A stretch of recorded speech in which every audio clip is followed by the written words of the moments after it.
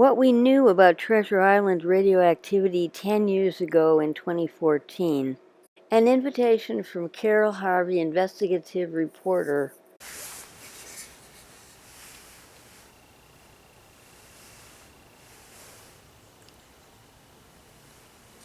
That was just to get your attention.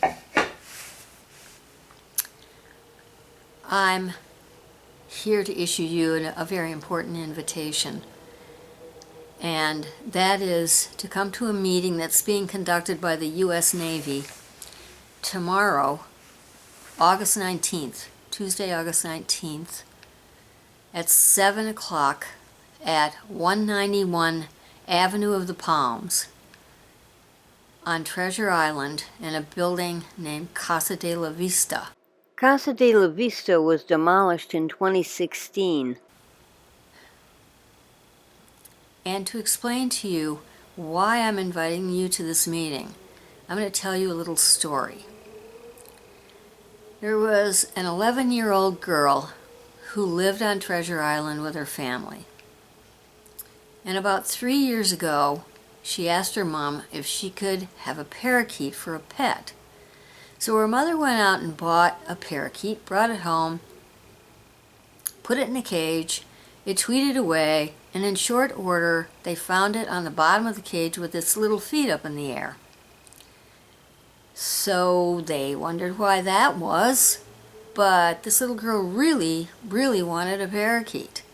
So they went to San Francisco, bought another parakeet, brought it home, put it in a cage, it tweeted away, and then very shortly they found it on its back with little feet in the air, dead on the bottom of the cage.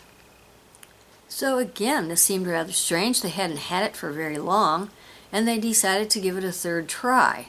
So they went to San Francisco, bought another parakeet, brought it home, put it in a cage, it tweeted away, and in very short order they found it dead on the bottom of the cage. And this seemed very strange. But they love animals. The animals that we share this planet with, they respect them.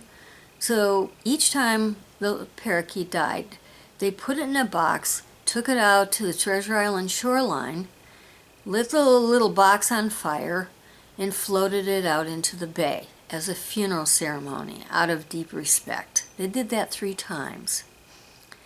Then, about 2 years ago, that was a year after the parakeets died, the 3 rounds of parakeets, people on Treasure Island began to learn, partly through the excellent work of 2 investigative journalists who went out there with Geiger counters, dug a hole, and pulled out dirt that was extremely high radiation level, spiking radiation.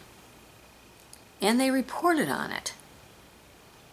Well, the Navy had told the islanders that there had been radioactivity problems on the island, but the levels weren't high enough to be dangerous to anybody, and that they were cleaning it up. And that had gone on for years, since 1999, when people in San Francisco started to move in.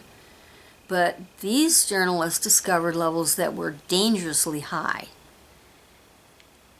So now on Treasure Island, they found over 600 radiological objects that are radioactive in the soil underneath the homes of people, in their yards, at bus stops, in parks. They've pulled out over 600 of them.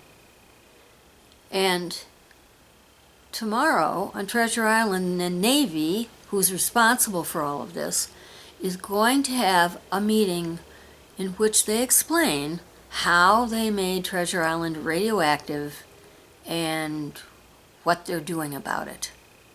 They've had several reports. The Navy puts out long reports. They did one in 2006, one in 2012, but it keeps being discovered that they aren't telling the whole truth.